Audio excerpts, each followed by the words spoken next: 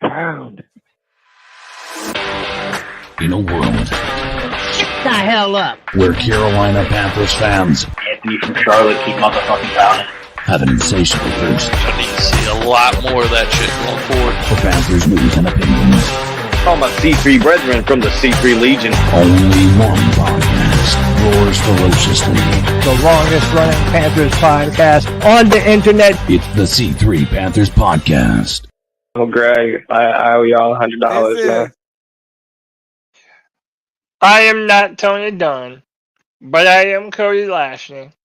Back again on your weekly therapy session every single Sunday as the Carolina Panthers continue their descent into absolute ineptitude that seemingly never gets better and only ever gets worse. Here we are, your C3 postgame show. Like I said, I am Cody Lashley. The Carolina Panthers lose 37-7 on the road. Nope, 40. Oh, pardon me. They scored more points than I said. 40-7. Absolutely embarrassing, man. I'm joined as always by my friend CK. How abysmal, dude. How utterly abysmal. It feels horrendous, right? I think we're, this is, we had this conversation about the comparison of last year to this year. And it's starting to build up to being almost feeling as bad as it did last year. And the only saving grace, as we've already talked about, is we actually have our number one pick, our first round pick, which at this rate is going to be ours for the first overall, again, for the second year in a row. But with my assertion of what people are talking about this draft, with much less to be excited about in previous compared to previous drafts. This is not going to be a heavy hitting draft class per what I've heard. Not just talking about QBs, but overall. I'm not saying there's not good players, but you're not hearing the Myles Garrett type hype. You're not hearing the Nick Bosa type hype. That at least from my perspective, that you've heard in the years past. So there is a pill that we need to swallow there, that maybe we're not going to be in a we're going to be dealing with this for a while, a very long while, and I really don't know if there's any end in sight, CK. This is easily the worst Panthers defense I have ever seen in my life. But listen, man, this is your therapy session. If you would like to be a part of the show, then call into the show and leave a call on our Cat Calls line at 252-228-5098. Let your voice be heard. And listen, I'm going to go ahead and say this. I know a lot of people are already talking about it, already thinking about it, but this is now the fourth game in a row that the Carolina Panthers have given up 30-plus points in a game. Listen, I know that we are battered and bruised, and we are not rolling with our starters on defense, but on principle alone, how did you not fire Ejiro Evero? I honestly don't know how you do it, and I know a lot of people might say it's unfair, but at this point, on principle alone, like Panther Gal says, you have to fire someone. Someone better be getting fired, because other than that, if not for that, who's accountable to all of this? People are saying that the team is going out there looking absolutely flat, which that would be on Dave Canales, and the play calling has not been good. But listen, we made Marcus Mariota look like the player that he was at Oregon, running around, throwing the football all over the field into tight windows. Our defense had no answer for anything the Washington Commanders had to throw at them. I mean, anything and everything, they folded like a wet paper bag. I mean, you can't argue it, right? At the end of the day, we just got shellacked. There's no other way to describe what we just saw happen. And when it starts out with a pick six after a promising drive, you knew at that moment in time we're in trouble. And I'll tell you what, and I think we're going to hear a lot of it. We've already seen it all over social media. Wasn't Ian Thomas supposed to be good at blocking? Missed 2 back-to-back blocks in a row. This dude is abysmal. I don't even know why he's on the team, dude. At this point, I feel victimized by Ian Thomas. I mean, it's hard. Just abysmal, man. Yeah, it's hard to continue this, trajectory and not feel absolutely, I mean, you're absolutely 100% right. As much as I understand Ivera was dealt a crappy hand, he cannot we are on pace now, including today. It has not helped.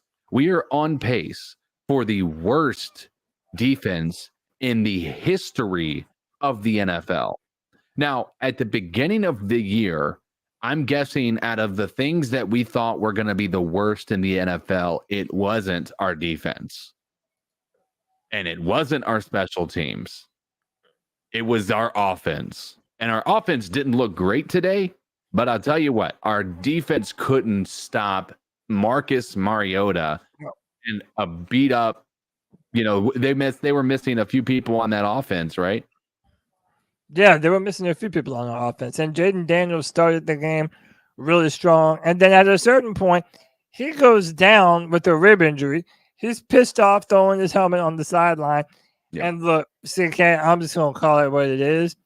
Jaden Daniels was not too hurt to play football the rest of that second half. They made a business decision and said, nah, you know what? We got Chicago and the first overall pick coming to town. We're not even going to play Jaden Daniels the rest of this half. Why? We don't even need to.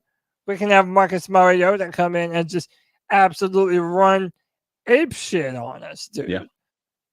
I mean, like I said, it's hard.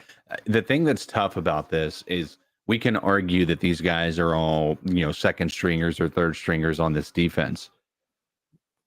They're still in the NFL, right? I'm not saying that they needed to be superstars, but you need these guys to show that they have some fight. They don't get to the NFL without showing they have the ability to play at this level. Right. That's just the reality of that fact. The fact is there's not a lot of positions in the NFL, and there's a lot of football players that don't make it. So we're still dealing with elite people, elite athleticism. And to have it look like this, I can't imagine it's anything other than coaching, because even the things that seem to be getting us they're fooling our defense.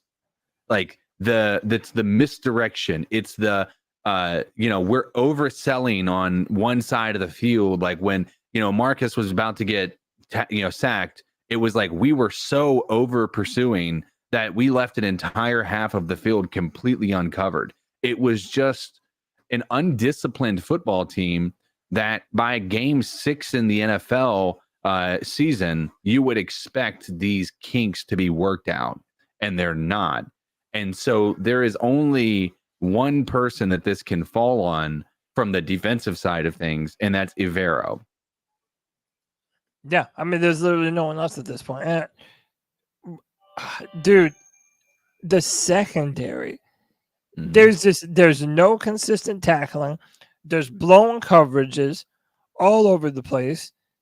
I mean, it really is abysmal. I feel like, dude, I've never seen a front seven, maybe ever. We're saying Carolina Panthers team history, but I don't know if I have ever seen a team absolutely fail to generate pressure like this Carolina Panthers team.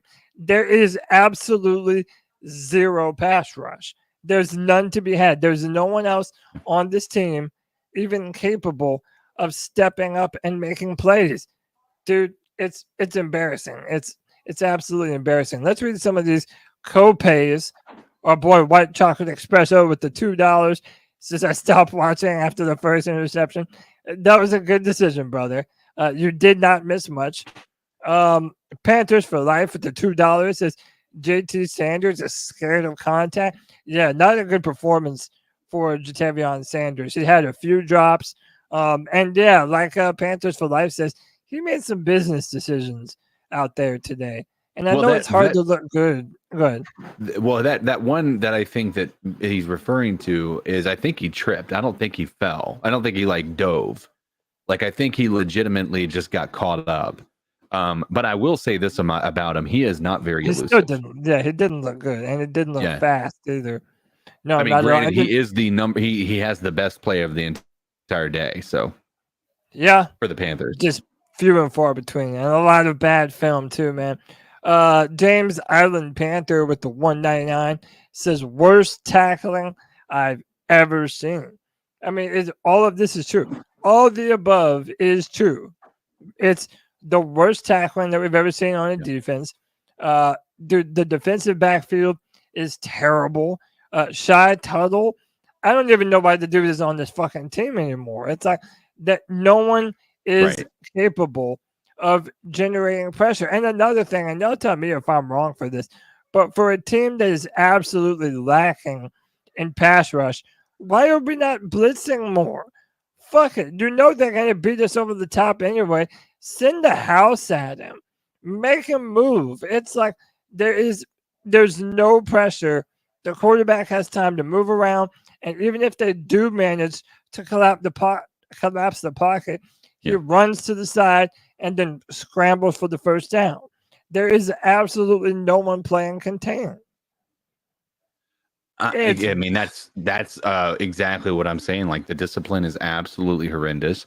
And here's the thing: they are dealing with injuries on that offensive line too, right? Yeah. And so that is exactly what you should be doing: is trying to force them to make a bad mistake. And the issue is that they had all day to throw the ball.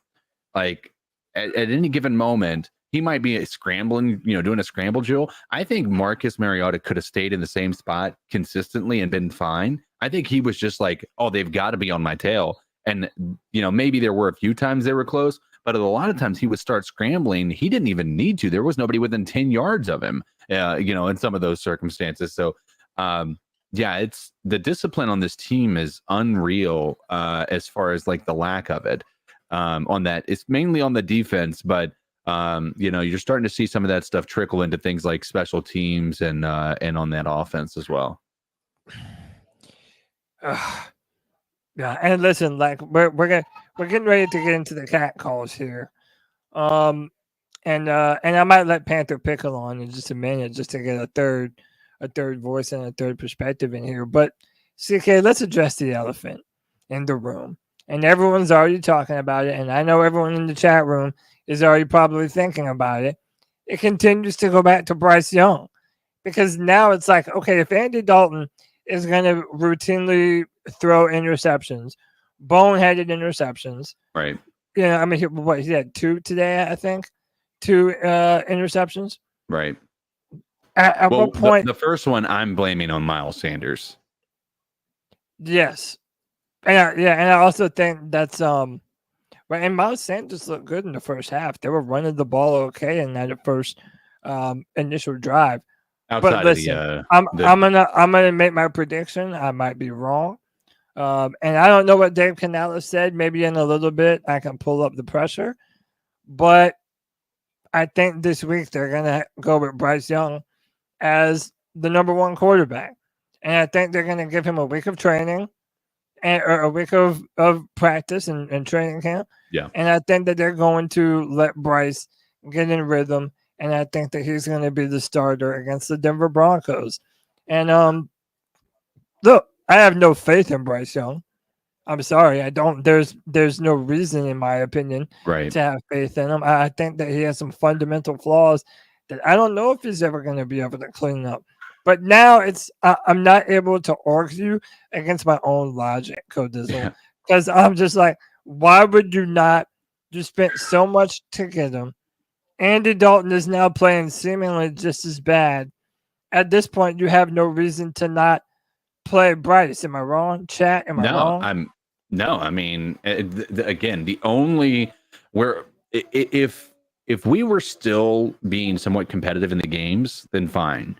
we had 2 competitive games with the Raiders where we won, and then the Bengals, and then we run that back with horrible outings against the Falcons and now the Commanders with their backup quarterback, right? I think that at this point, you owe it to your organization as a whole, number one, to potentially tank, but 2, to make sure you don't have to try too hard either, dude. Yeah. Here's the thing: let him get the reps in. Like, he's gonna be here next year. So look, Demetrius Sanders on X said that coach just said that Andy's starting next week. Yeah, but let me tell you what, I wouldn't put a lot of stock into that because I've heard Canales go up and say Bryce is our starter on question, and then the very next morning he had a change of heart to go to Andy Dalton. Yeah. So again, this might be one of those games where our old buddy Mr. David Tepper comes in and taps Canales on the shoulder and says, "Look, if we're losing, you might as well lose with our number 1 overall pick that we traded all this capital to go up and get, and the quarterback that you were paid to try and turn around and rejuvenate." Like, and also let's be real, like the offensive line today was not terrible. Again, the offensive line is still one of the bright spots of this Carolina Panthers team. Right. Well, they did take a step back, to be fair. Yeah, and they haven't. And again, they're also injured as well. We have injuries. We have some new, moving pieces. You have Christensen at center. Moulton is still out, but I don't know. I think at this point now, the tides of change are upon us. And it feels like this is a game that could change how fast it is before we see Bryce. Before we go into the cat calls, some more co-pays from our boy Mr. Strats with the $5 says, "Y'all are good people to keep on coming up here after this shit. Keep getting pounded into the ground." Oh, thank you so much, man. And Matthew Brown with the $4.99 says, "I don't know why the city of Charlotte still wants to keep this team. The team is embarrassing our state at this point. I won't cry if they leave." Dude, that's how you know it's bad. We used to be wondering, oh no, will David Tepper hightail it and go to Austin or go to some other place? Now you have Panther fans that are like, please take this god-awful excuse for an NFL team the fuck out of my city, dude. CK, it's bad, man. Oh, it's hard to be it's hard to live this life, man. I'll tell you that much. It's nobody can argue that we are diehard Panthers fans. Nope. Like, I mean, at this point in time, we're legitimately, we might not be good for another 5 years, and we're talking about over a decade of not mediocrity, but bottom 10 in the NFL as far as quality of team. No, absolutely. Bottom 10, like if not bottom 5 on average. And by the way, I still see people asking in the chat, Tony is playing dad tonight. He's bringing the daughters to a concert. So he gets a much needed bit of respite away from this terrible team. Yeah. So me and CK will man the helm tonight. Yeah. But listen, man, this is your post-game show. Time to hear how you feel. Let's jump into the cat calls line. If you would like your voice to be heard, that would be 252-228-5098. Let's roll. So what are your thoughts on catcalling? Yeah, it's pretty you shouldn't do that to somebody. And how did that make you feel? Very uncomfortable. So how do you think catcalling makes the person feel? It feels good, like who's that cat sitting in the back corner with his face buried in his nose? Who's that kid that can use one?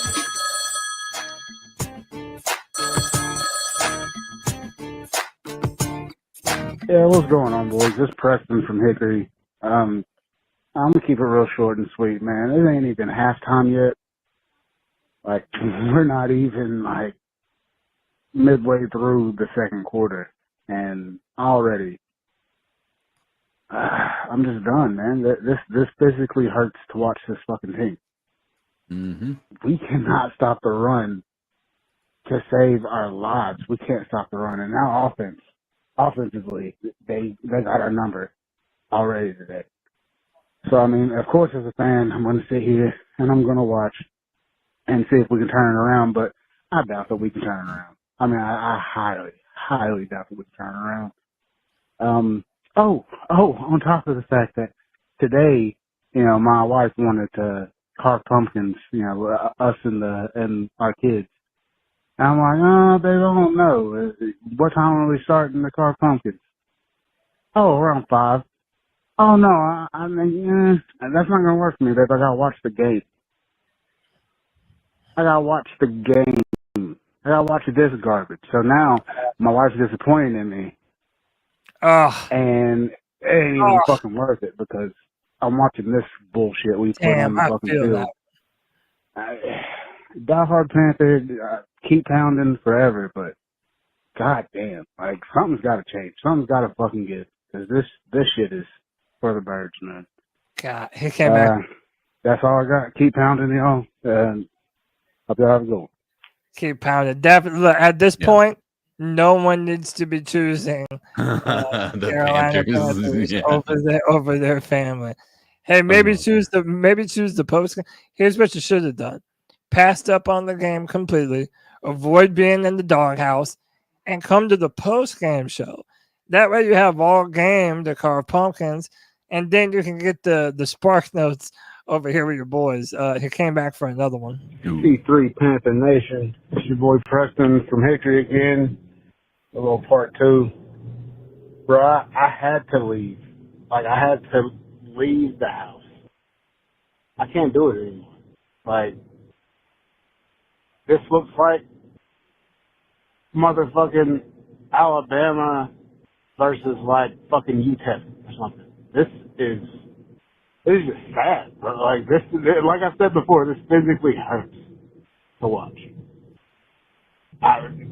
I guess Washington really is that real, but god damn it, bro. We can't move the ball on offense. Andy, I mean, I don't know what the hell's going on with my boy today. Chuba, the run game's not working. Like, we're making the Commanders look like an elite all-around football team. And we look like, which we are, the bottom of the barrel and literally the worst team in football. But hey, Panther fans, if we're still if we're still sticking around, guess what? That means at least we got loyalty. At least we're loyal to our fucking team. I'm gonna have a fucking aneurysm. All right, y'all, have a good one. As always, keep pounding. I'm gonna go drown my sorrows. Have a good one. Have a good one, man. Preston, sorry, brother. Hey, man, we all feel that pain. Tell me. We definitely do. Hey, who's the visitor? Say hi to you. Hey, how are you? Hey, what's Panther say? Oh, yep, that's right. A lot of saying, "Oh, another disappointment." Just wanted to give you guys something to smile about because thank you. Panthers. Oh, we needed that one. Let's take another call. It's not showtime, bro. It's time to turn off the show, bro. Lou from Fort Myers, bro. I need the neighborhood hope dealer, bro. I'm about to crash out, bro. I'm losing it, bro. I ain't even watched the first half. The one time that I have all my legs hit and I need 2 more legs to hit is this motherfucker Andy Dalton and Deontay Johnson. I don't even know what to do, y'all. This is ridiculous. There's no way Evero keeps his job after this. Jaden Daniels not even playing. I thought they just subbed him out because, like, he was getting, because I was watching the box score because I was kayaking. I'm watching the box score, but I thought they subbed him out because they were already spanking us 0-17. Bro, Dalton threw 2 picks. I don't even know if they were their faults. But, y'all, like, for the ones that sat here and went through this torturement, bro. Like,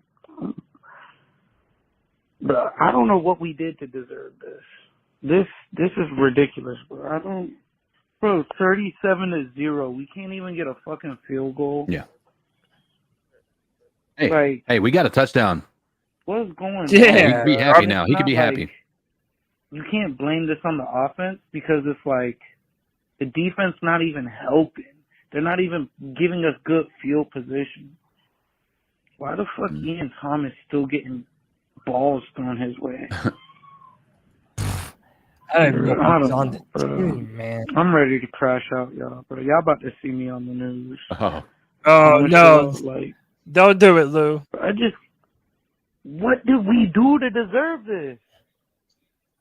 Can Roger Goodell or someone in the NFLPA tell us what did we do to deserve this? I'm hurt, bro. Like, I genuinely want to cry, bro. I hear you. Like, he's not lying either. It'd be all right, dude. This ain't my Panthers, bro. He's not lying. This ain't my. It's not. I'm not gonna say it ain't my team, but bro. Oh, yeah. It's like. Yep. I love every single one of y'all, and if you watch the game, bro, you're a real warrior. Cause I'm watching it right now, bro, and I just want to gouge my eyes out. Love y'all. Be easy. Lou from Fort Myers. Lou, appreciate you. Hey man. Hey, can we talk about something? Lou just saw some of the biggest like damaging storms and all that stuff in Fort Myers, and I'm assuming that's the right spot. And this is the most painful thing he's seen. Yeah, this is way worse than any of that. Before I introduce Pick, let me read these super chats. It says Matt with the $5 says we need to make a banner to put in front of the bank that says keep losing. They might be making that now. You never know. AU Link with the $5 says I got a gift for my aunt that lives near Asheville. It's a Panthers jersey for a dog. My very hyper puppy is rocking it, and she is depressed. Oh, dude, when a puppy is depressed, that's how you know it's really bad. Tizzy Smith with the $5 says today's NFL is built for bad teams to turn around and get better pretty quickly. Washington. Yet somehow we are closing in on 7 years of a rebuild. And that's why we feel cursed, man. Every single time that we as a podcast say that it can't get worse, it always gets worse. And it never fails. Pickle, how the hell are you? What did you make of this abysmal performance? And turn your webcam a little bit too, if you can. I will in just a second. Okay. It's it's up on top of my monitor, but I move it in a second. Well, I tell you, fans. The one thing I want to tell you: the next time someone tells you that we need to trade players or picks to move up in the draft, tell them shut the hell up. Next time someone tells you that hiring, if it's working, don't break it. This team has went to 2 Super Bowls under a defensive head coach. We never did anything good under an offensive coach. But Mr. Tepper still wanted to hire an offensive coach. Some people in the chat's wanting us to can Canales. I don't think that's going to happen. But remember, if we do, we're just going to go hire another offensive coach that's going to fail. Canales does have a good brain. His problem is he's learning how to be a head coach as it goes. True. We just have to have a little patience for him. It won't hurt us to give him another year because he's more than likely, unless Tepper does sell the team, he's just going to go hire another offensive coach. Well, we've got at least 2.5 years for Canales. Yes. Like, that's it doesn't matter. Saying. Yeah, it doesn't matter this year or next year. There's just no scenario. I mean, we're already the laughing stock of the NFL. If you keep one and done in your head coaches, what does it say about you? It says that whenever you make a hire at head coach, that you have no conviction in a long-term plan that you're attempting to build around.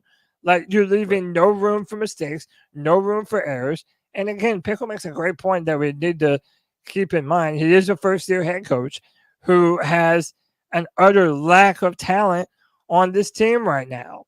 And that's not really Dave Canales' fault.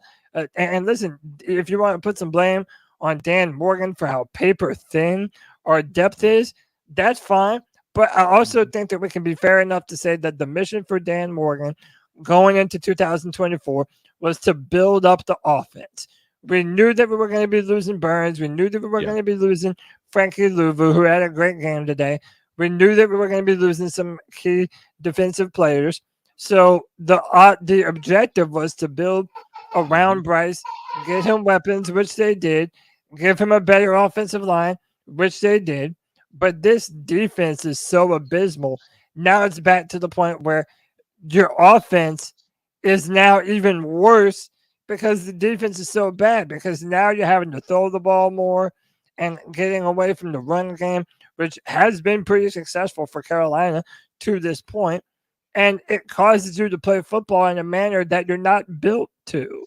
So this defense is absolutely abysmal, man. Let's remember Dan's also a rookie GM. Yes, Dan is also a rookie GM. He's been in the building, but he's going to need another year to build up upon this talent. Let's take another call. Yeah, and he needs a full draft to do it. Yeah, absolutely. Y'all, it's Lucas from Far City. I wanted to talk to y'all about this terrible football team we have to root for. I know Washington isn't a division rival, but they might as well be. Washington has a huge fan base in the Carolinas, and before the Panthers were here, that was pretty much the Carolinas team. And you just can't get shut out by them. Right now, we're getting shut out by them, and they're just spanking our butts, man. You can't get beat by the Commanders like this, or Washington, whatever you want to call them. You can't get beat by them. My grandpa was a big Redskins fan, and it's just the fan base is just huge here, and that's not good for the Panthers fan base. And another thing I want to talk to y'all about is I don't think we're going to win another game this season. I know a lot of people are thinking we're going to beat New York and Germany, but I don't see it.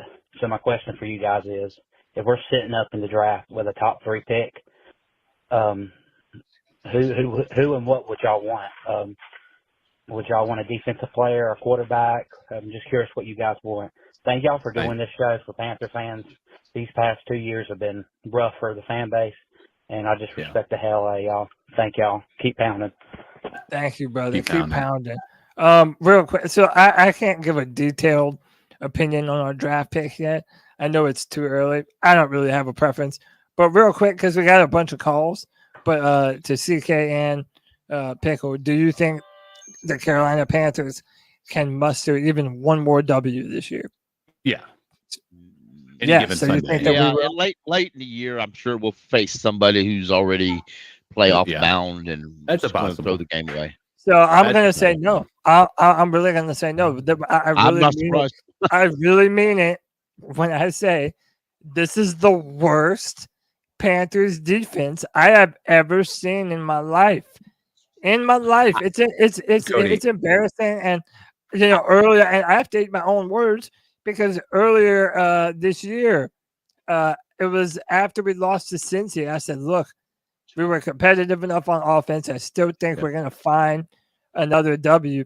Dude, the defense gets worse and worse and worse. I'm sorry. I don't see another win on this schedule, especially not in our division. I know Atlanta lost today, but dude, they're gonna trounce us.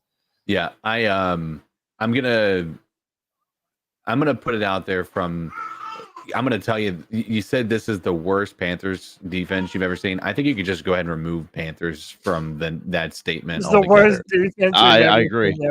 Like I legit, I don't know that I've ever seen a defense make every team they face look like the Kansas City Chiefs when Travis Kelce and Patrick Mahomes were absolutely unstoppable. Absolutely. I have watched football for at least 40 years. I have never seen on any team a defense look this bad. Not on the Lions, who barely won a game at the end before going winless the whole year. I've never seen a defense look this bad, period. I agree with CK. This is NFL record breaking bad. I don't see any way possible Rivero survives it. You could say it's not all his fault. That's beside the point. Yeah, I mean, it really is. I think it's a fair. I think it's fair that that people would say that it's not. I think on its surface, it's like, okay, well, this is, but that's also the reason that we were praising him last year. Is everybody was saying that how good of a coach he was because he had nobody on the defense and he was still making it look good, right? Well, guess what? That's not like that. We're in the exact same situation from what our defense was last year, just minus Brian Burns with a few other additions, and it's worse than it was last year. Like, it's not getting better. And I don't know the solution on defense. I'll tell you this. I'll answer the question about the draft. I think you 100% you have to go defensive player. And depending upon how the rest of the year goes with Wallace and some of these other guys that they're getting a good look at, I think I think linebacker has to be a priority again. Like, and I know we need 3 different players on the D line. Yeah, we need another 3 technique. We need 2 more edge rushers. And again, we're probably going to be moving back to a 4-3. So Pickle will get his wish as along with all of us that are done with this 3-4. So again, now we're looking for big body edge defenders that can, come in and actually set a physical edge.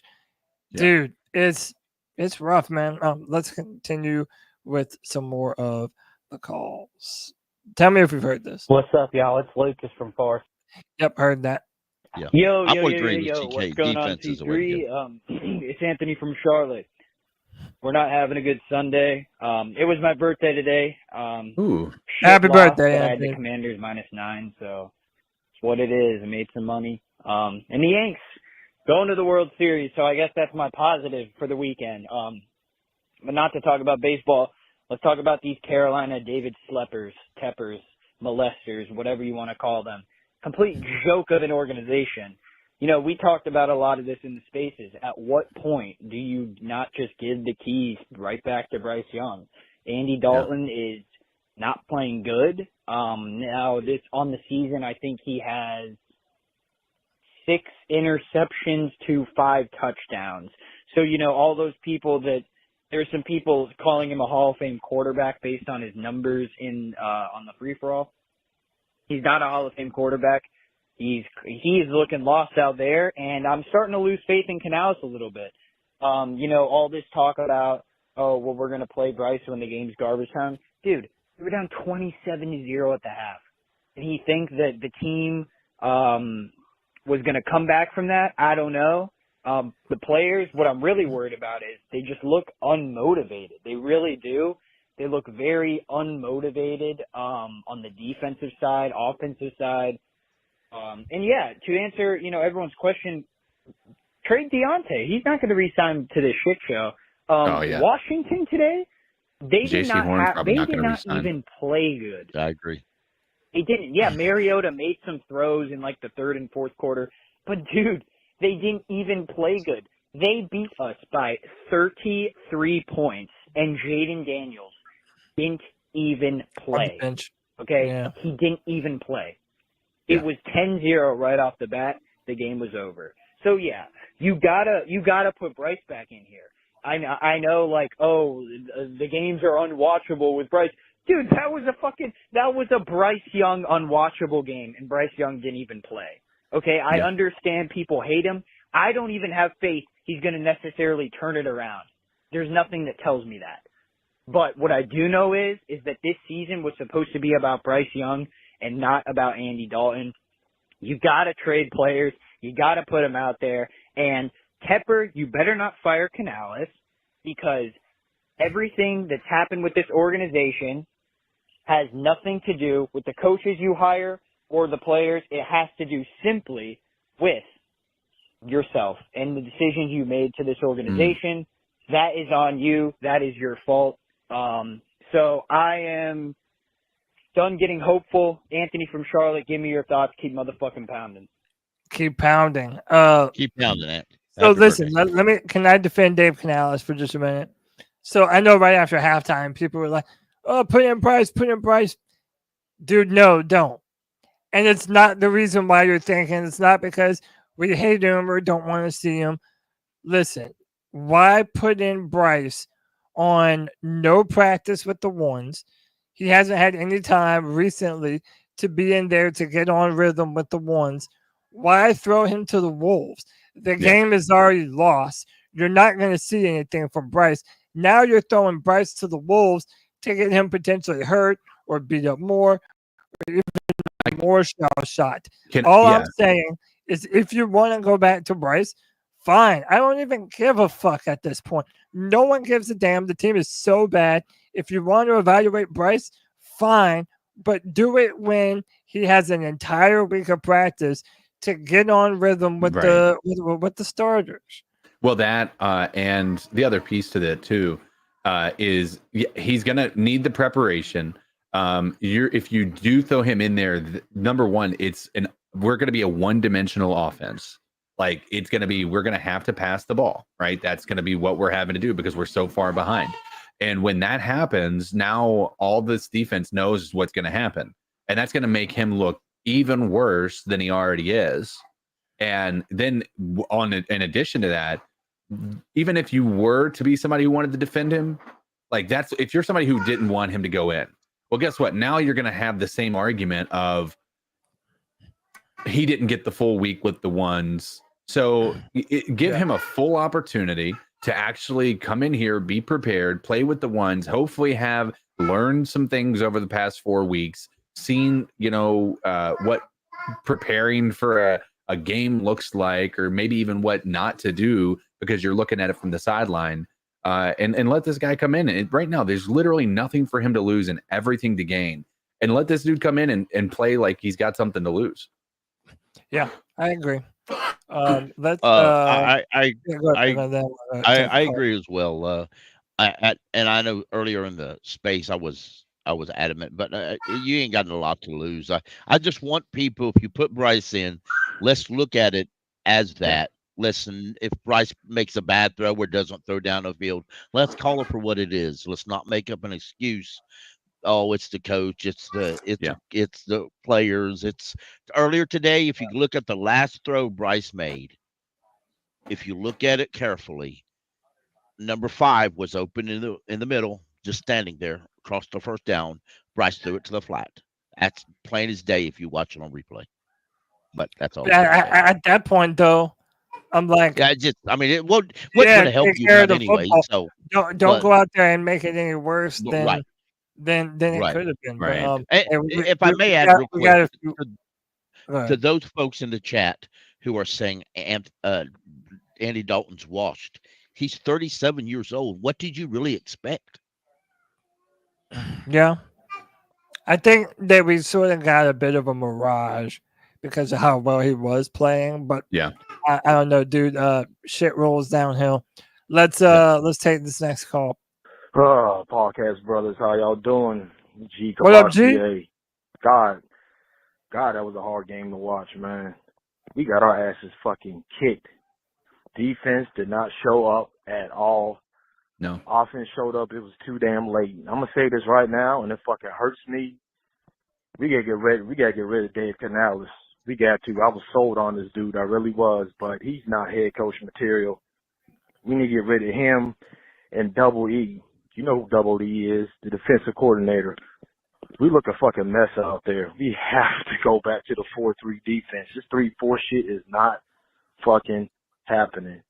Chuba ran one in. It was good, but we ran one in. We was only down by 30 points. We looked a fucking mess out there. It's a fucking embarrassment. I don't know what the hell we're going to do, but I would not be surprised if Tepper don't fire fucking Canales, just like he did Frank Reich last year. I mean, it hurts me to say that shit, but for real. And I don't know who the hell is calling defensive plays. Is it Dave Canales or is it his homeboys that came from the Buccaneers? And if that's the damn case, it's the same shit that was going on last year with Frank Reich and the black dude that came from the LA Rams, if y'all remember. The same Thomas shit. Brown. We need help, man. We look a damn mess. But Dave Canales and the defensive coordinator, them cats got to go. They really do, because this is the worst I have ever seen the Carolina Panthers. We even look worse than the 2001 season.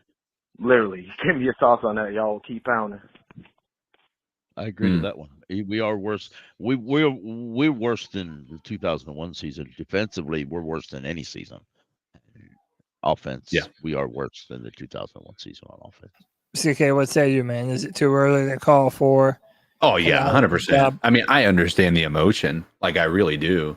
Like I don't blame people for having the mindset that, you know, we need to get rid of this guy. But listen, it takes a minute to build a team the way you need to build it, right? Number one, you've got to keep in mind what Dave Canales inherited. This isn't the team that he intends to build. Like that's why even Dave, or Dan Morgan was kind of hindering expectations a bit. Like we just want to see progress. Now I know many people feel like we haven't seen progress, and that's a fair, point. But at the end of the day, as long as we're moving in the right direction, that is priority number one. And so if we can honestly start to say that, if we can look at what we've seen here, number one of our biggest issues from last year, let's be real about it, was the offensive line. Our offensive line has been improved. Okay. So when Dan Morgan has a mission, he actually accomplishes that mission. We just got to be willing to sit back and let it happen the way that it's going to. I put up a poll in the chat for anybody who would like to comment on this. Is it too early to call for Dave Canales' job? Pickle, give me your quick answer. Is it too early? Yes, absolutely. And I understand it personally. I wish Dave Canales would call players out a little bit, be a little bit more demanding per se. That's not his personality. It wasn't even it wasn't a lot of coaches' personality, but that's who we have. And I think it's way too early to fire him. If you fire him now, if you're really, really lucky, you're gonna go get a coach from the bottom of the barrel, some coach that nobody else is going to hire. Yeah, none of the top, and we see that every time that we hire a coach, none of the top prospects ever come here. They just don't. So there's no point. All right, let's take another call. Gerald Rivero, I just wanted to tell you. Oh, that's your big one. You're fired. Fired. Yeah, now man. We have a defense that gives up 30 points to a backup quarterback. Granted, Mario was pretty good back in the day, but he hasn't been relevant in a long while. Right. Are we the game that you can sit all your starters and it doesn't matter, you'll still dominate everybody? That's who we are. By the way, this is a link. Forgot to say that from Lowell State of Alabama. Well, the weather's good this weekend, at least. Yay. I watched bits and pieces of the game. I didn't watch all of it because, it was a mitigated disaster. I was watching other things, watching my fantasy players. And I have the same record as the Panthers when it comes to fantasy. I have one win this year because everyone gets hurt. Yeah. Whatever. But what do you think we're going to do? I do think we need to be gone, and we go to a 4-3. We have the players to do a 4-3 better than we have a players for a 3-4. I don't know if that's going to help considering all the injuries and all the issues. I did see that Smith, I forget, I don't know how to pronounce his name, but the rookie corner, I saw the pass interference. That's a rookie move, and I'm probably fine with it because if he hadn't done that, the guy might have scored and we would have lost 47 to whatever. Well, let's get going. Keep pounding, guys. Bear Pager, I believe we come. Yeah, I believe he's talking about Charles Smith-Wade, who got burned Charles quite Smith-Wade. often in this game. But he was a fifth-round pick, first Yeah, game he's he a ever rookie. played. In reality, I'm assuming they're just letting him see what he can do. I really would have put either Mike Jackson or Dane Jackson back there at nickel. Both. And where the hell is Caleb Farley? Didn't we sign this guy to do anything? Well, only on the practice squad. God, it's just abysmal, dude. Yeah. Like, But like I said, Dane Jackson he is a was there. fifth-round pick. He's a Yeah, fifth round so, pick, so it's yeah. not like you're expecting a ton from him. But also, you just cut Troy Hill, and whatever you think about Troy Hill, it's also like, why are you cutting DBs at this point?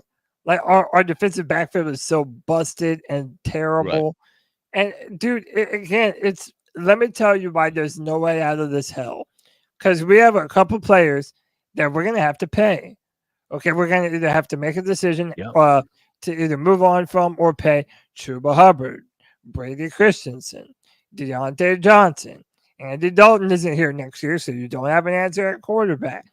If you decide that the Panthers are not good enough to justify paying any of those guys, did I mention J.C. Horn? J.C. Horn's the biggest one.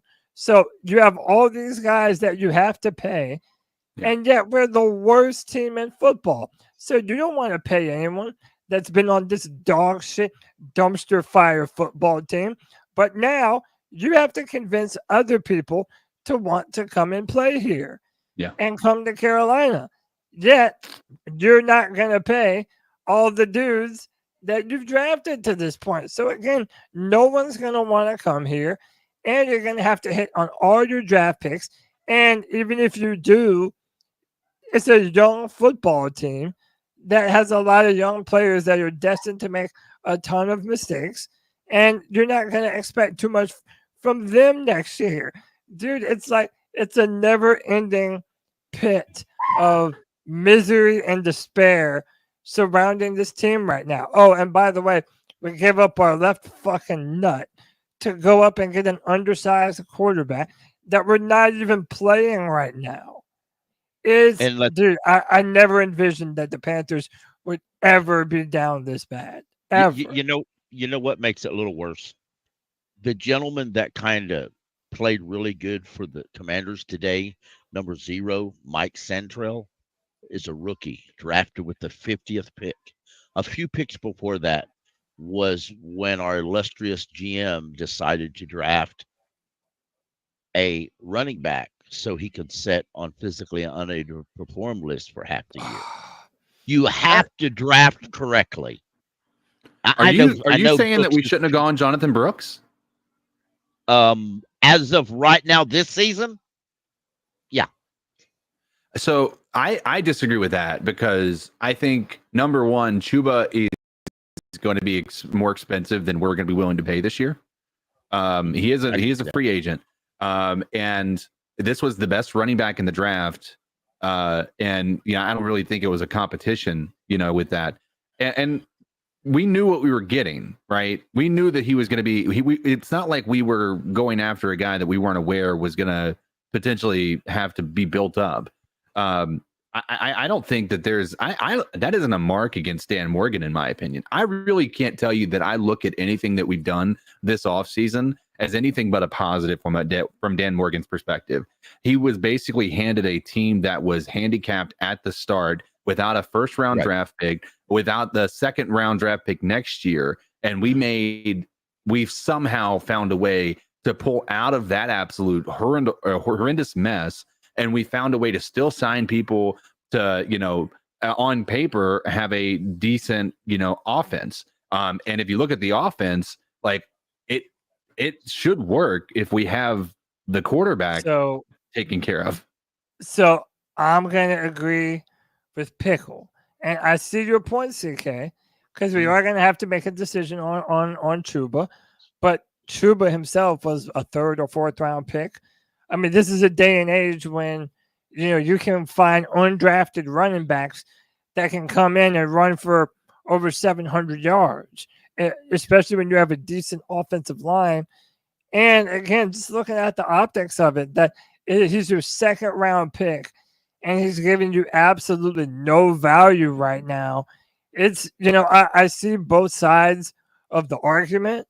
But you forget when we first made the pick, I was not happy about it, because just my rule of thumb is I don't want to pay running backs a ton of money, and I don't want to draft them too highly. That being said, I like Brooks the player, and I still think that he can be a good football player. But the fact that this team is so bad and your 2nd round pick probably isn't even going to play this year. Like at this point, why would we even want Jonathan Brooks to come back this year to this? Like, I don't even know that I want to put him in more harm's way. I mean, the Jaguars have a running back, second-year player, drafted in the 3rd round, had 26 carries today for 118 yards and 2 touchdowns.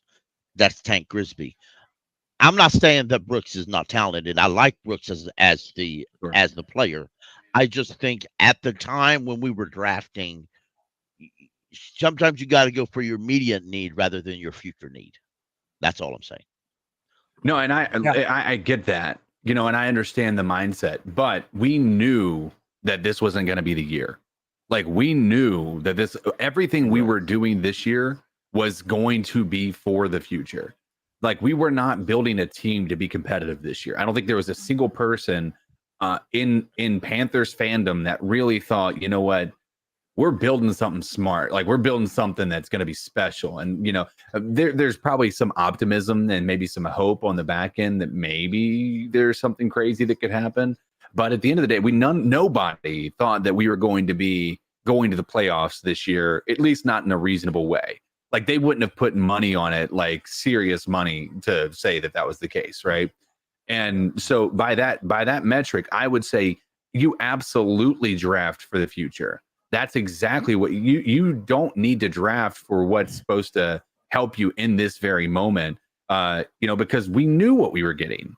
I like, to your point, Cody, you don't want to pay running backs, but you also don't want to, we are not going to have Chuba here next year, potentially. And if we do, we're doing exactly what you don't want, and that's paying him more money than you want to pay him. So the idea of drafting Brooks is actually insurance against having to pay him. Either you do pay him and it's not as much because you have a backup plan, or you don't pay him and you got a guy who can replace him. And it's a 2nd round pick that, by the way, we traded down for and then traded back up a little bit, but traded down for and got another 2nd round pick next year. You're right. So that's what offsets that, I guess. Right. I mean, when you look at the value of it, it's actually pretty immense. Like, we have a 2nd round for next year. And that, by the way, that 2nd round is still going to be a pretty reasonable 2nd round because the Rams aren't playing great right now. Like, it's not like we're going to get a bottom 5, 2nd rounder based on how they're performing so far. So, I mean, I think, I know this is talking about the game that we just saw, but I think Jonathan Brooks coming back this year, I think if he performs well, it's only a good thing for this team moving forward. Absolutely. And I think that we're all hoping that he does well. I just think it's an interesting conversation to have about his draft pick. Let's take another call here, and then we can delve back into the combo. Hey guys, it's the girl that makes him howl, aka Joey the Blind Panther. Man, I don't know what the fuck that was, but I'm glad I didn't see it. I mean, it's like you never know what version you're gonna get of the Panthers. You might get the version that loses competitively like we did to the Falcons, or you might get the version that just lays one hell of an egg like we did against the Commanders just now and like we did against the Bears. It was ridiculous. And then when Jaden Daniels went out, we didn't even get beat by Jaden Daniels. We got beat by Marcus Mariota. How? Dude, this is like, I quit watching the game after the 3rd quarter, and I would ask Siri what the score was periodically. And it would just get worse and worse and worse and worse, except for when we actually did get the one touchdown we had, like the only time we scored. Oh my God, this team makes me want to do something I shouldn't mention on here. But, yeah, guys. Nothing to do but keep pounding while we keep getting pounded, and we need to keep pounding the beers, and it's going to be a long one. Anyway, guys. Wow! CK, before we go any further, man. Yeah. We haven't done this in a long time. I feel like we're all feeling a lot of shame, but I don't know. I just feel like there are certain moments when we need a certain kind of shame. And I was wondering if you could potentially help us out with that, brother. Well. Here we are yet again. We have come to our weekly therapy session to talk about the horrendous Carolina Panthers. You've joined C3 to talk about this horrible team, but you haven't hit that thumbs up button yet. Well, I want to say one little thing to all you freaks. Subscriber shame.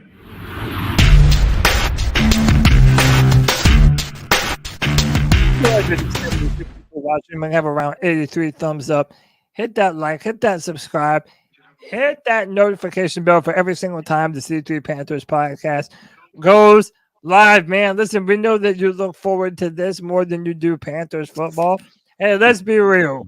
We all do, okay? So if you would like to help us, if you would like to support us, hit that like, hit that subscribe, hit that notification bell. Or you can do like our man Kyle, Charlotte Sports One, who has been a member for 25 months for $1.99, says, I think I'm more of a C3 fan than I am a Panthers fan. Damn, man. Ain't nothing wrong with that. In some ways, you hate to see it, but in many, many more ways, you just love to see it. Let's take one more call, and then we will delve into some of what we're looking forward to. Or not what we're looking forward to, but what we think is the next step for this abysmal football team. CK, Tony Dunn, Cody Lack. First and foremost, to our man Greg, still praying for you, brother. Still praying for you. Hope all is well. This the Hope Builder checking in. We need you, brother. Carolina, Washington, the shellacking 40-7. We all know it by now. It's hard to find hope, but, you know, when I look forward to next year, hey, at least we're going to have the number 1 overall draft pick.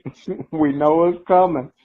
So let's choose a good one. I'm still thinking we need to stay away from quarterbacks. We probably need to trade back and get as many draft assets as we can because, let's face it, boys, this team is busted. This team is busted up.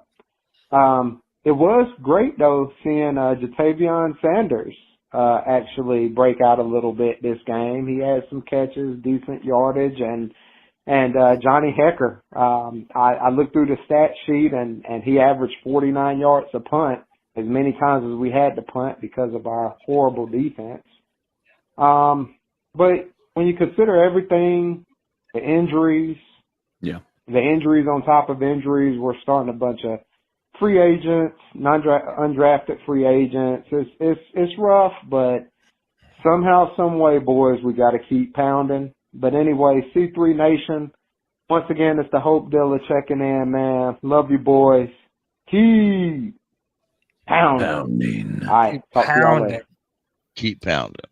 Hey, man, listen, I want to have a conversation about JT Sanders because some people, you know, like earlier said that he made some business decisions. They didn't want to take contact on a few of those plays.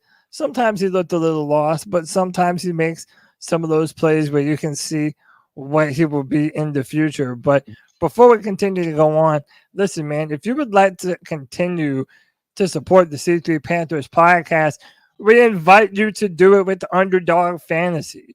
Over 1 million fans across 33 states got in the game last year by making picks on Underdog.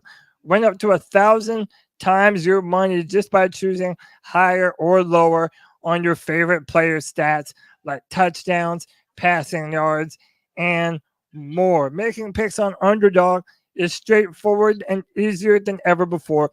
Just head over to Underdog's simple to use mobile app or underdogfantasy.com and sign up with our promo code C3P.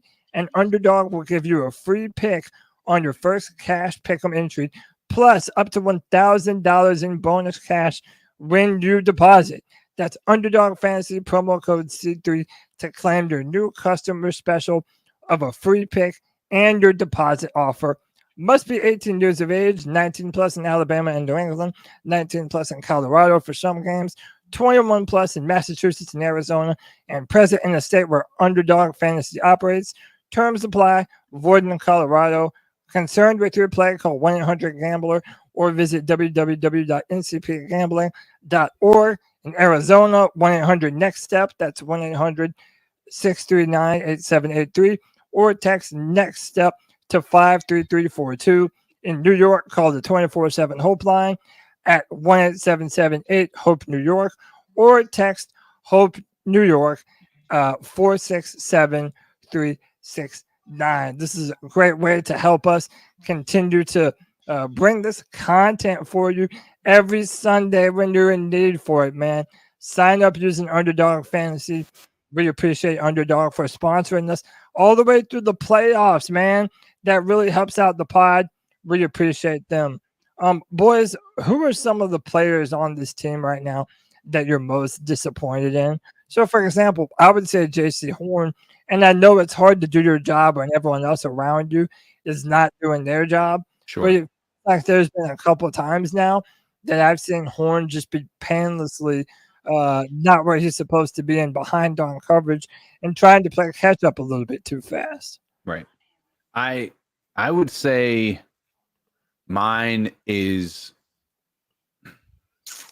oh God, dude, I really don't know who I could tell you. I mean, it's got to be Andy Dalton in this game, right? I'll tell you who I'm painfully disappointed in, or painfully disappointed in Frankie Louvu for not being a Carolina Panther anymore.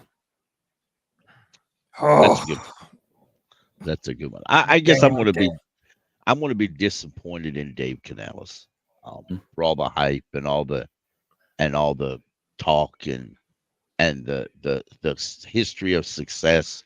It's just, I'm just not seeing it game to game. I'm seeing some good plays calling, but development, I've not seen any development of these players that I'm really happy about.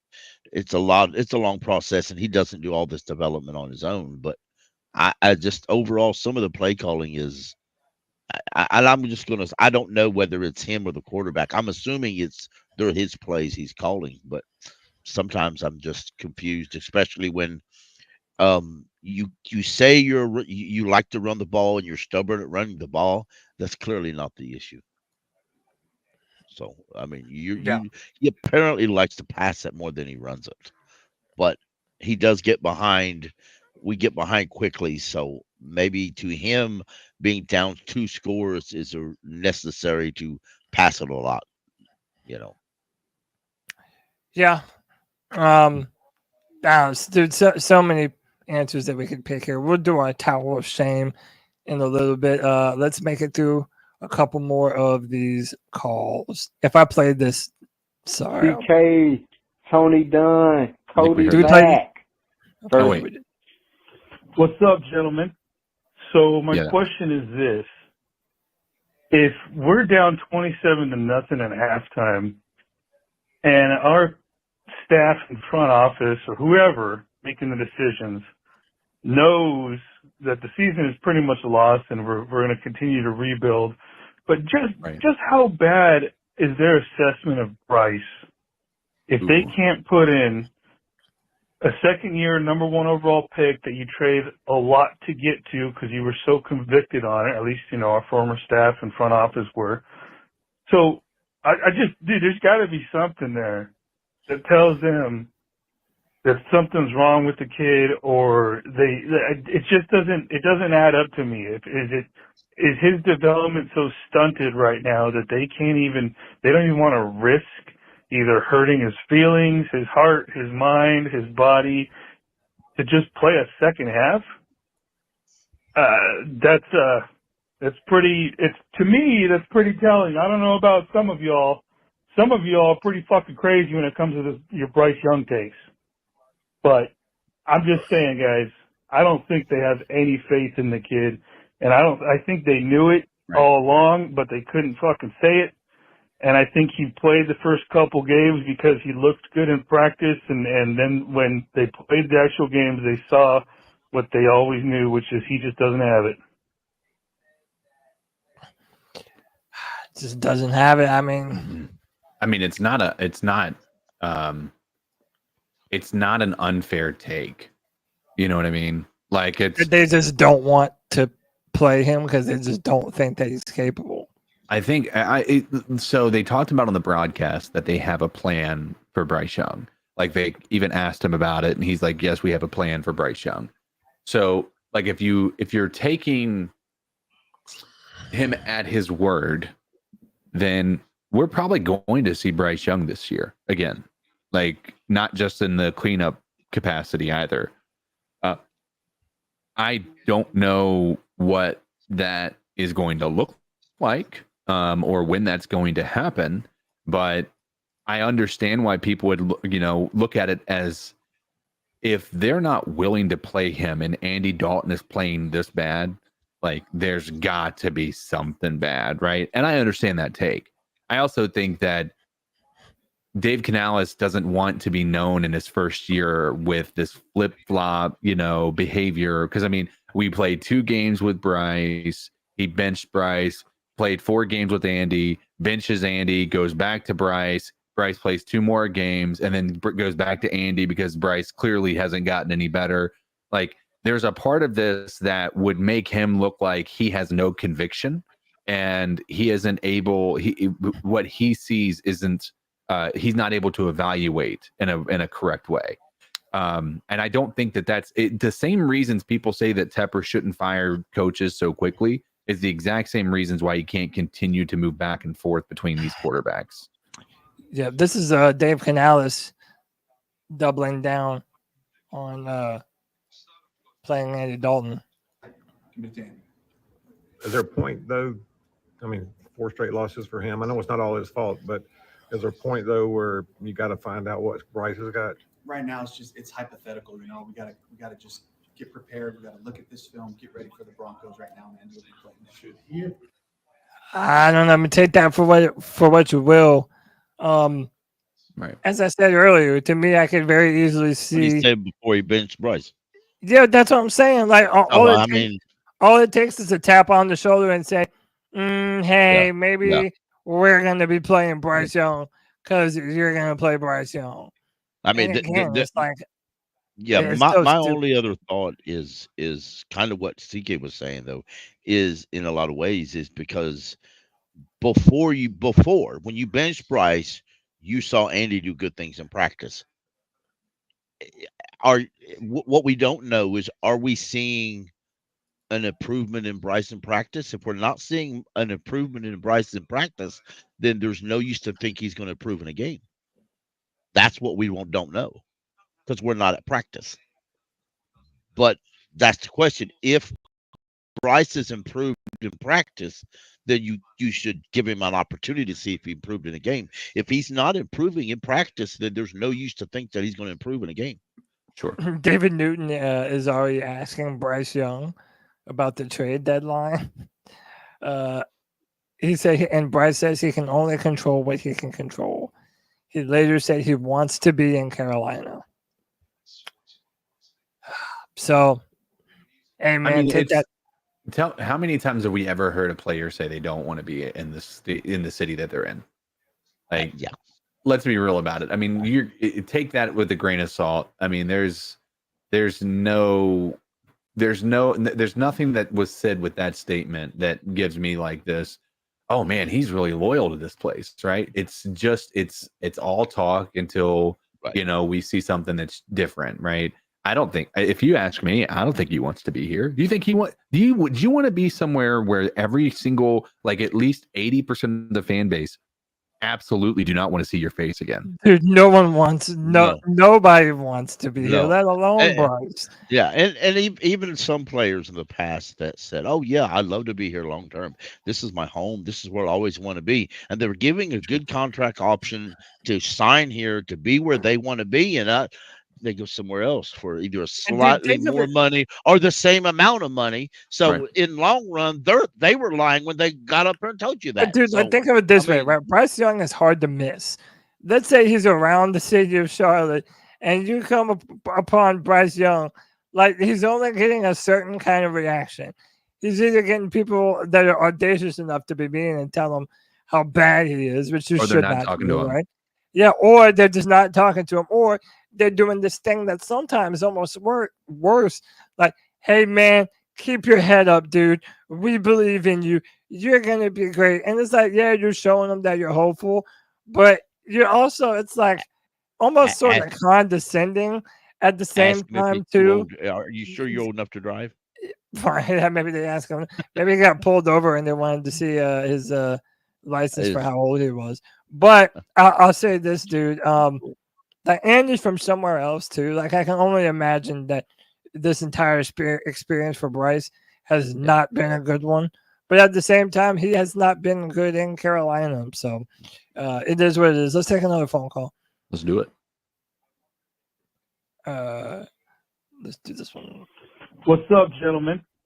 So, What's up, Three boys? more. I'm going to do a serious one, and then I'll call back in acting a little crazy. But I'm pretty fucking pissed, so I want to go ahead and get this shit out first. Let you know how the fuck I really feel before any fun and fucking games get started. Let's go ahead and start about how bad this fucking team is. Another goddamn week. Another game that was pretty much over by fucking halftime. I should make a new goddamn hobby on Sundays. Maybe fucking join a badminton league, play with a bunch of old guys. It's fucking bullshit, dude. We got carved up by fucking Marcus Mariota. Absolute terrible by our offense and defense. I'll go ahead and start. I get it. The fucking defense is totally beat up. We got all these injuries. I don't give a fuck. That pass rush sucked balls.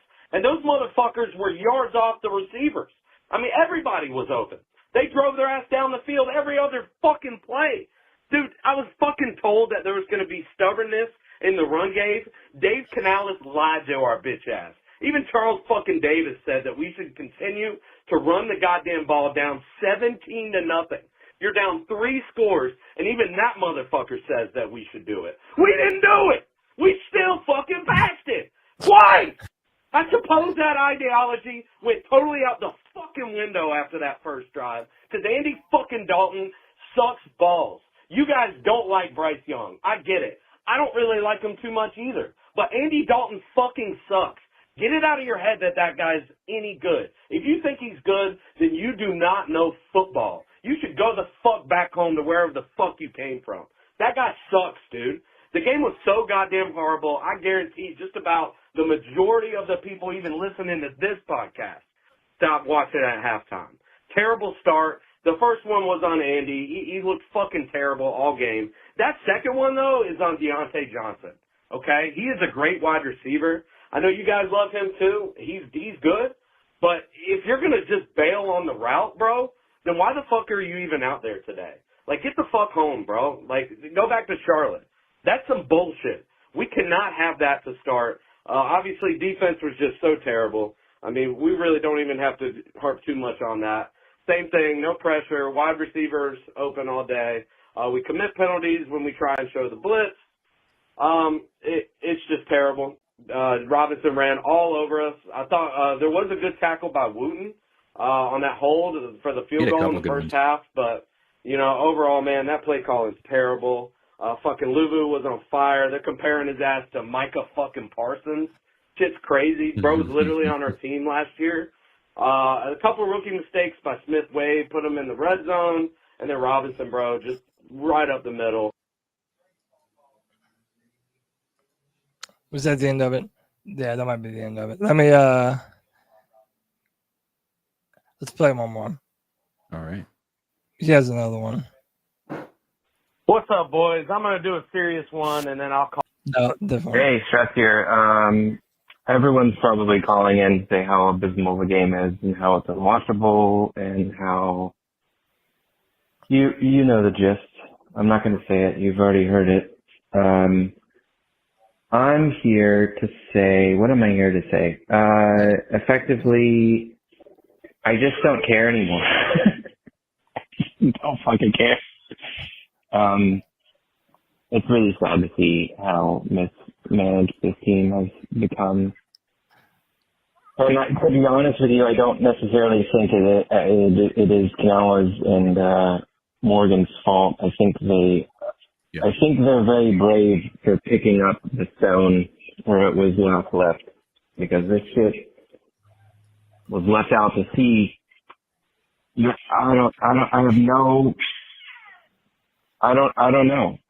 don't know how you can, just because you have people out that are starters doesn't mean, I mean, dude, like, 1% of everyone in the world, whatever it is. I don't know the statistic exactly, but it's a low percentage of people make it to this league.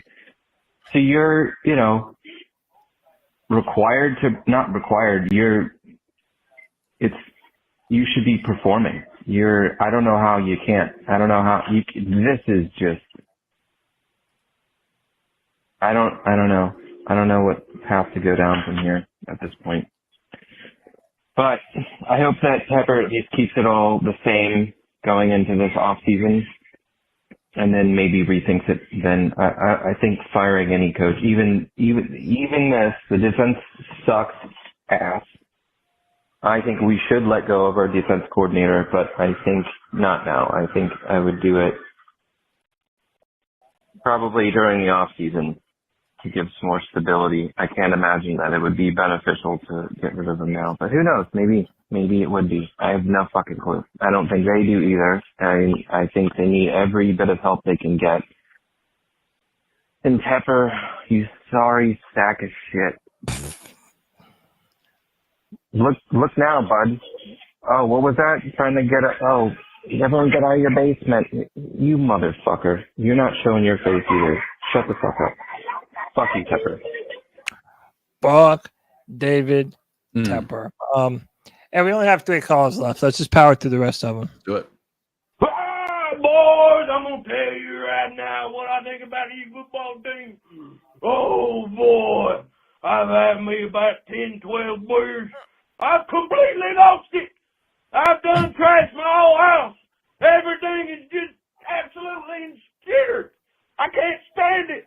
I'm going to break everything till I see some changes. You go damn football. Oh, don't do it. Man, dude, football. Complete shit show, bud. I don't know if you understand how bad this is. Ain't never in my 30 years of rooting tooth and nail for this football team have I ever seen a game that bad, bud. Andy Dalton, you ain't worth the shit.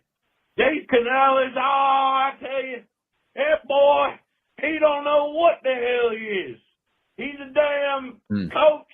He's a damn optimist. He ain't shit to me till I see some change, eh? I'm going to tell you right now, bud, I'm going to keep drinking, but that ain't going to take away from the fact that my football team ain't worth the shit. Panthers, keep pounding. Keep pounding, brother. Man, don't tear up your house. I promise it ain't worth it. These teams, look, how about this? If your family wants you to go carve pumpkins instead of watching the football game, go carve pumpkins. If you feel the desire to break shit, think about the money that you're essentially wasting on behalf of David Tepper and these terrible fucking Carolina Panthers. Dude, it's just not worth it.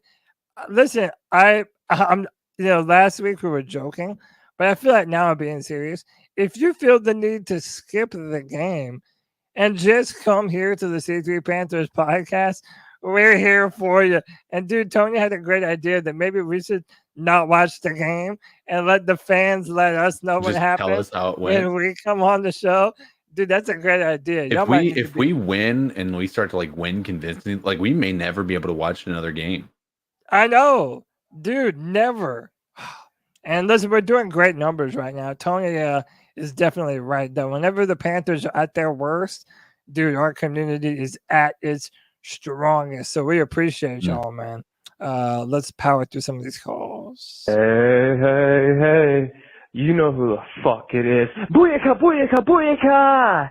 I wasn't even going to fucking call in until I just heard Cody Lack say he has not been good in Carolina. Motherfucker, what QB, what rookie QB do you know that's going to be good in fucking Carolina under fucking four different fucking play callers, fucking multiple different fucking head coaches, his fucking rookie fucking season, and then the next fucking season you bring in a whole brand new head coach, it's a whole brand new fucking playbook, and he has a bad game and a half, and you bench him for what?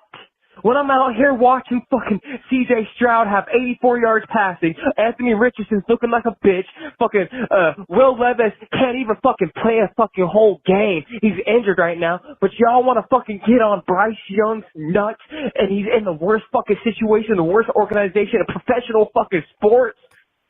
Are you fucking kidding me? But he has not played good. Get the fuck out of here with that bum-ass shit, bruh. I'm sick of hearing that shit, bro. We haven't given him an opportunity. He gets fucking pulled. A game and a half ends into the fucking season, and this season was supposed to be about Bryce Young, but we're over here playing a fucking 36-year-old man that's been in the league since 2011. I graduated high school in 09. I'm fucking 33 years old. 2011 is 2024. What the fuck do we need to see from fucking Andy Dalton's bitch ass, bro? The fuck are we doing, bro? But I'm over here watching multiple fucking number one picks have okay games, have good games, up and down games. I'm watching veterans right now have up and down games. Fucking Kirk Cousins played like shit today. It's the name of the fucking game, bro. But we're not gonna get nowhere with Bryce Young if he's not in the fucking goddamn game and he's not fucking developing, seeing different fucking schemes and getting the fucking reps with the number ones, bro. It's fucking bunch of bullshit. So how fucking dare you guys? Well, he has not played good in Carolina. Fuck you niggas, bruh. Straight up, bro. This fucking fan base has got a bunch of toxic motherfuckers, bro, and I mean that shit, dog.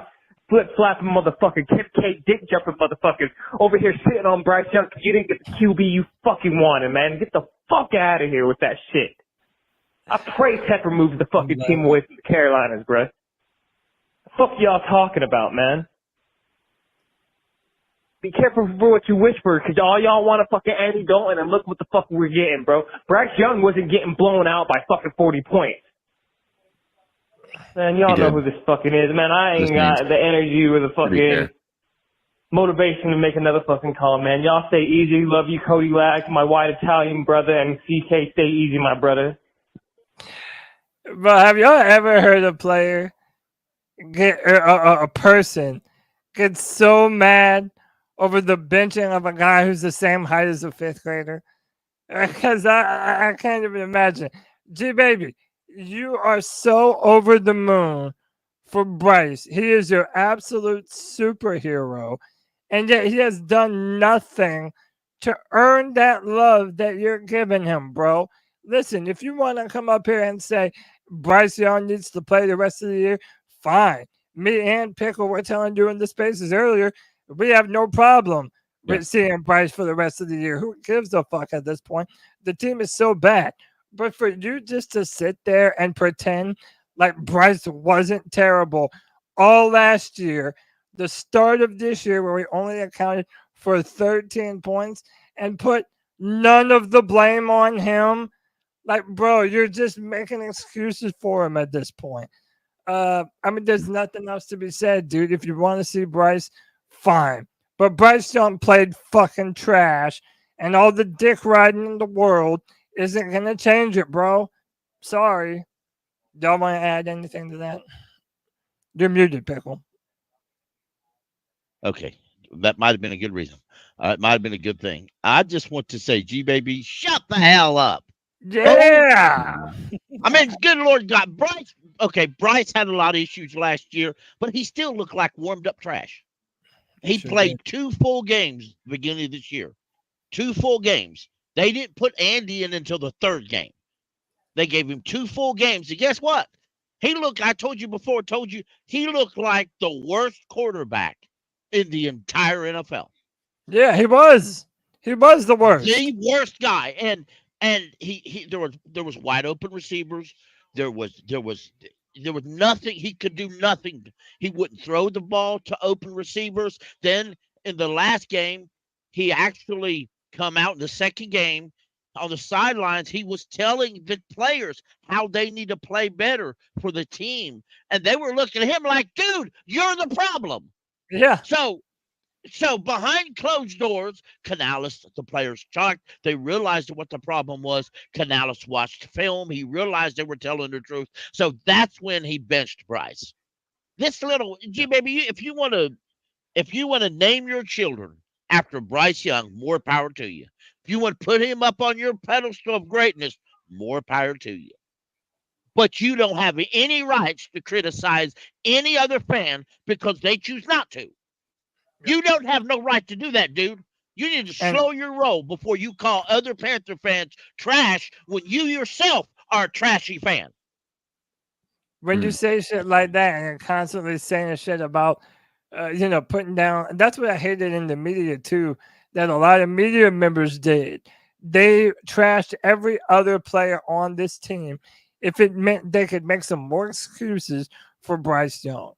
Whatever, man. Dude, Tony had it right when he said he never imagined that we would see a more controversial quarterback in our Panther fandom than Cam Newton.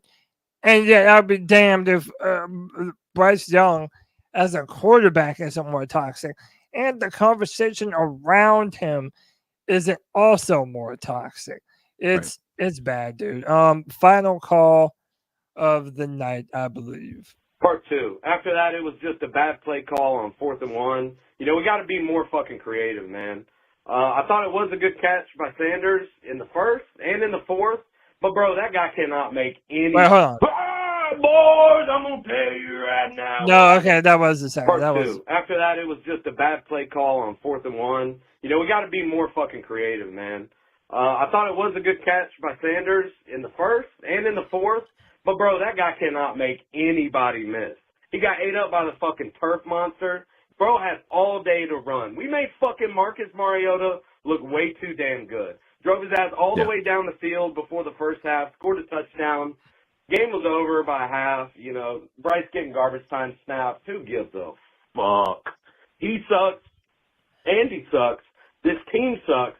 The only people that are really worth respecting right now I'd say probably be our offensive line.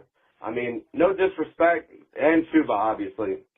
Those guys had still a pretty good game for what it's worth. I mean, Andy did have time to throw. It's just he threw it to the wrong fucking guy every goddamn time. Put up 40 points, bro. 40 points. Should we? I don't know. Should we start Bryce? I mean, obviously people are going to talk about that. I don't think we should. I think we should start fucking Uncle Rico, bro. Put goddamn Plummer in there. No, I'm just kidding. Definitely don't start that dude.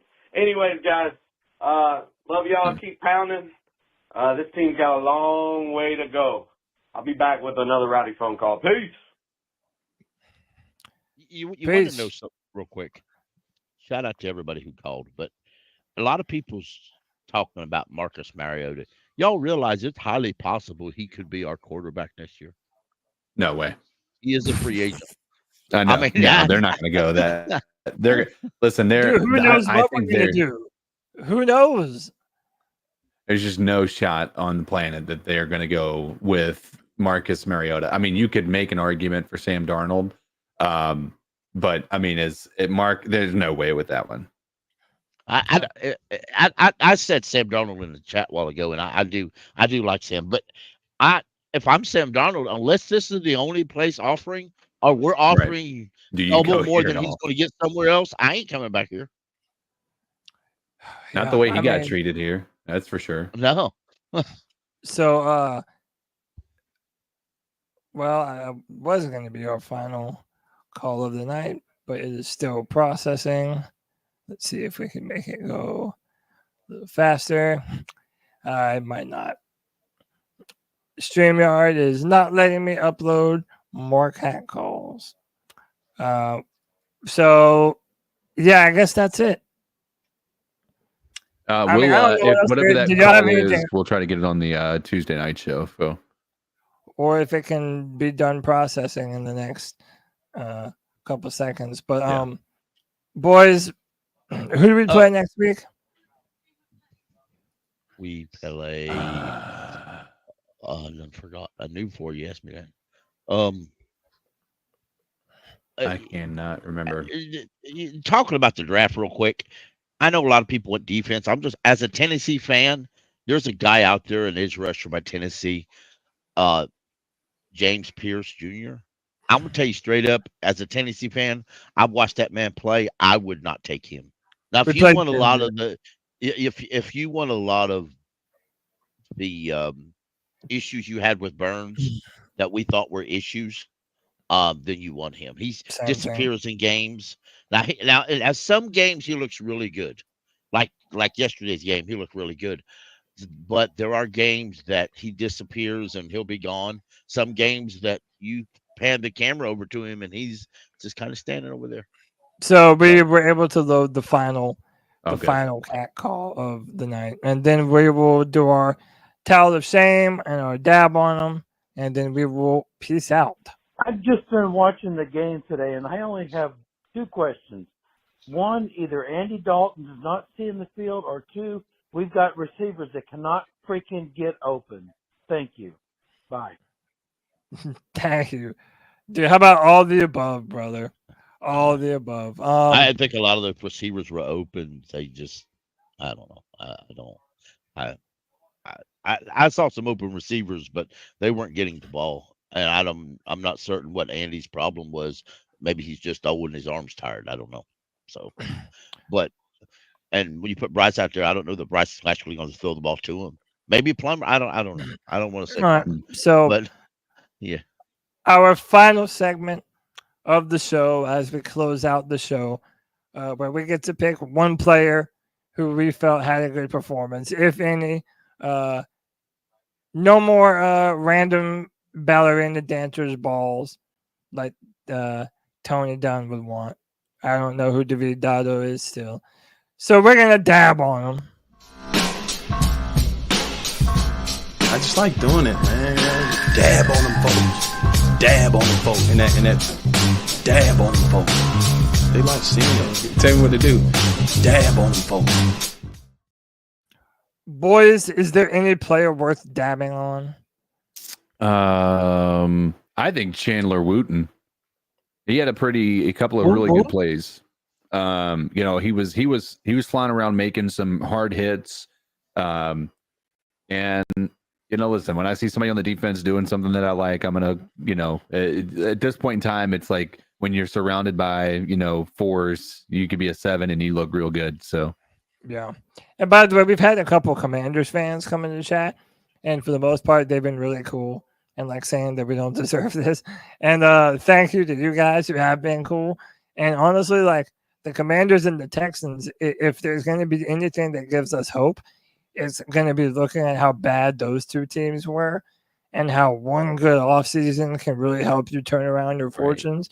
We're hoping that maybe that's us. I'm going to dab on Chuba Hubbard. And I know it's easy at this point, but I just feel like whenever he's in on the game, he's running hard, running angry. And I love the way he runs. And we're probably going to lose him next year. And I don't want to, man. I'm tired of cultivating talent just to watch them go somewhere else to thrive. Yeah, it sucks. Pickle, who you dabbing on? I'm going to dab on Terrell Wallace. He's a young linebacker, third round, doing the best he can in a complicated defense. And here lately, it seems like every time he gets a fellow inside linebacker he can rely on partner, they get hurt and they have to bring in somebody else. So that's just my guy. He tries extra hard on all the plays, and I haven't seen him walk off the game hurt or banged up or just not caring. So he's got a lot of heart, and I hope him all the success that we've always had with middle linebackers. So yep. Now it's where we tell a player that they need to go and sit their ass on the sideline and put a towel over their head and hang it in shame, dude. It's a towel of shame.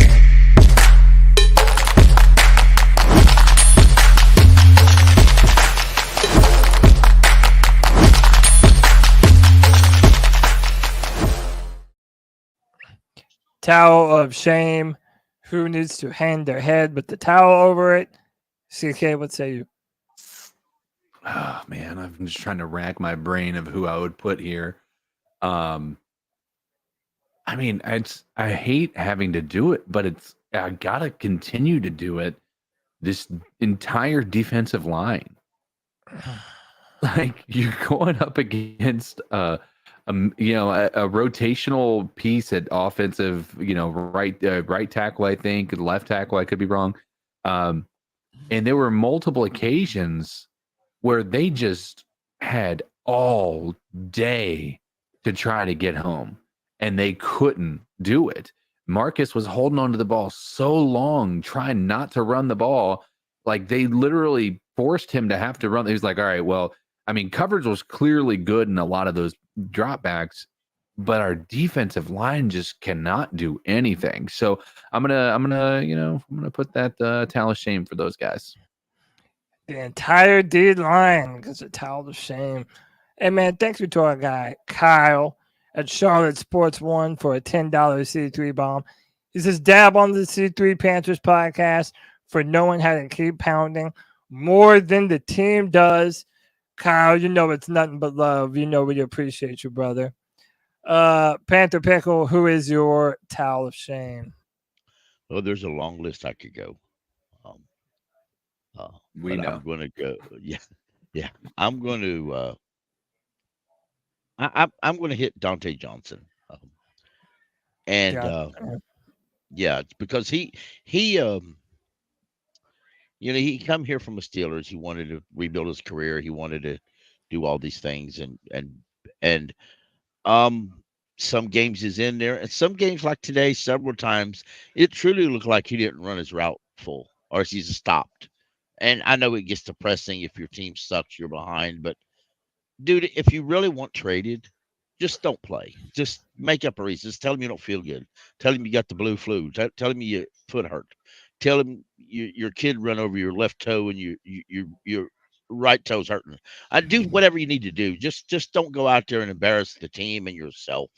And yeah, I almost put it on Vero, but I didn't want to. So my towel of shame will be Ian Thomas. I don't want you on my fucking team anymore, dude.